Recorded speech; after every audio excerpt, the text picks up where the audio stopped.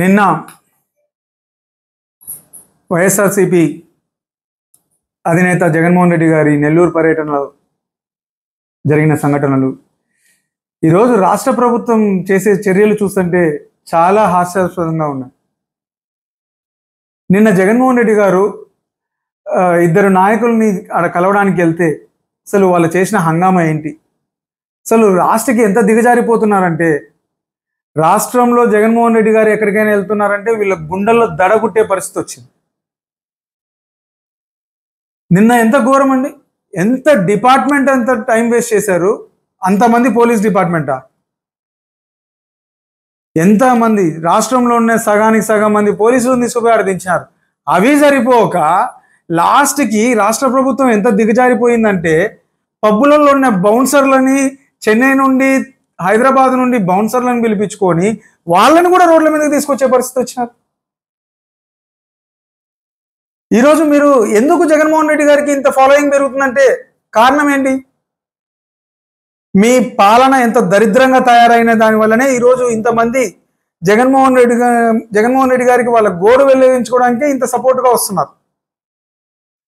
ప్రతి చోట కూడా మిమ్మల్ని నమ్మి ఓటేసిన ప్రతి ప్రజలు కూడా ఈరోజు జగన్మోహన్ రెడ్డి గారికి మద్దతుగా నిలుస్తున్నారు. ఎందుకంటే ఈయనైతేనే మనకి న్యాయం చేయగలుగుతారనే నమ్మకం ప్రజల్లో ఉంది కాబట్టి. మీలాగా ఇచ్చిన మాట తప్పడము, వెన్నుపోటు పొడవడము మా నాయకుడికి లేదు కాబట్టి ఈరోజు కూడా ఆ ఫాలోయింగ్ ఉంది. ఎంత దారుణం అండి, రోడ్లు వేయాల్సిన ప్రభుత్వాలు ఈరోజు రోడ్లని దోగుతున్నారు. అంటే ఏంటి, కార్యకర్తలు బైక్లలో వస్తున్నారు, పొలం రూట్లలో పల్లెదారులలో వస్తున్నారని చెప్పేసి ఆ రోడ్లు దున్నడం ఏంది?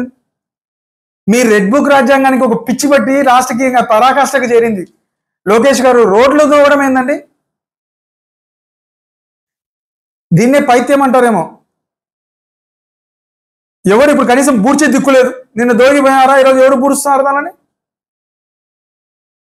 ఎమర్జెన్సీగా అంబులెన్స్లు పోవాలన్న పల్లెల నుండి రూట్లు దోగి పెట్టారు, వీధులు వదిలిపెట్టలేదు, ప్రతి వీధిలో కంచెలు వేసినారు. మీరు ఏమైనా ఆపగలిగినారా?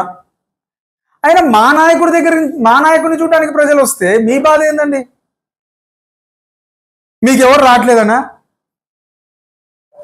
ఈ అక్రమ కేసులు పెట్టుకుంటా అందరినీ ఇబ్బంది పెడుతూ ప్రతి ఒక్క చోట ఇదే ఇబ్బందులు అయిపోతున్నాయి. ఎక్కడైనా పరిపాలన మీద మీరు దృష్టి పెడుతున్నారా? ఎక్కడే కానీ అభివృద్ధి లేదు, ఏమీ లేదు. సింగపూర్కు పోయారు, సింగపూర్కు పోతే ఏమడుగుతున్నారంట లోకేష్ గారు చెప్తున్నారు. అది ఎంత కామెడీగా ఉందంటే, మళ్ళీ జగన్మోహన్ రెడ్డి గారు రారని మేము గ్యారంటీ ఇవ్వగలుగుతారంటే, మీరు చేసే చేష్టల వల్ల జగన్మోహన్ రెడ్డి గారు రాబోతున్నారు అనేది సింగపూర్కి కూడా తెలిసిపోయింది.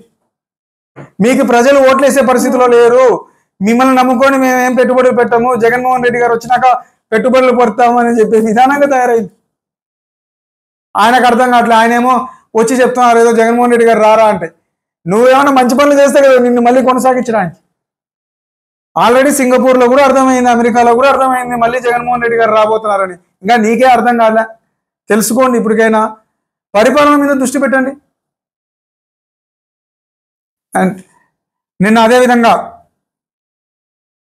ఆర్లగడ్డలో జరిగిన కార్యక్రమం కూడా జరిగింది. ఎమ్మెల్యే గారు కూడా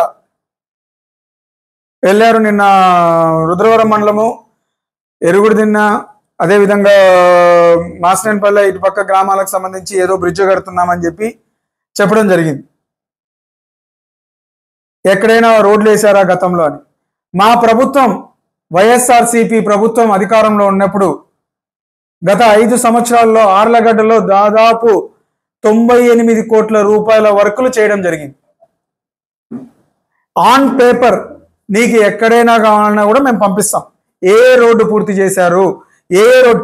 ఇంకా మీకు ఒకటి చెప్పాలి, గత ప్రభుత్వంలో నేను బీజేపీ పార్టీలో ఉన్నప్పుడు కూడా గత 5 సంవత్సరాల్లో నా సొంత ఊరికి కూడా దాదాపు 8 కోట్లు నా సొంత ఊరికి వేసినారు.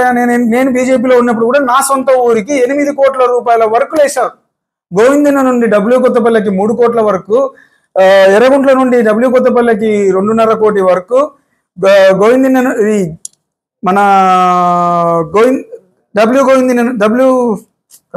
దొన్నిపాడు నుండి కొత్తపల్లికి 2.5 కోటి వరకు, ఇన్ని రోడ్ల వర్కులు నా ఊరికి వేసినారు. గత జగన్మోహన్ రెడ్డి ప్రభుత్వంలో పార్టీ చూడరు, మతం చూడరు, కులం చూడరు అనడానికి ఇదే నిదర్శనం. అపోజిషన్ పార్టీ నాయకులు మేమున్నా కూడా మా ఊరికి వేసినారు.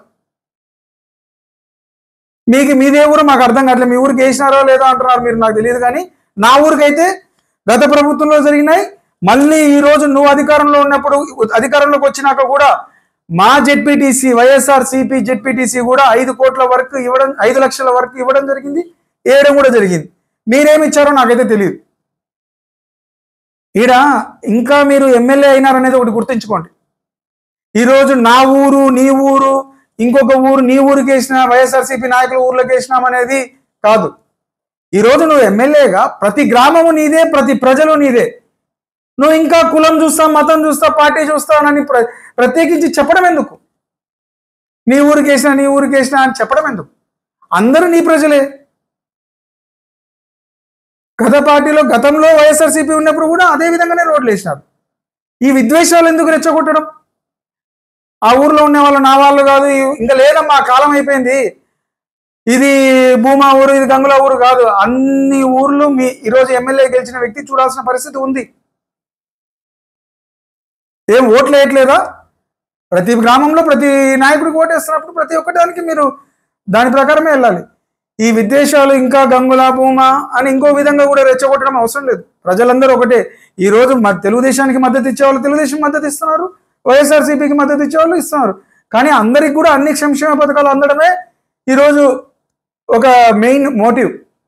ప్రజలందరికీ కూడా ప్రతి ఒక్కరికి సంక్షేమ పథకాలు అందాలి, అదేవిధంగా అభివృద్ధి కూడా ప్రతి గ్రామం చెందాలి.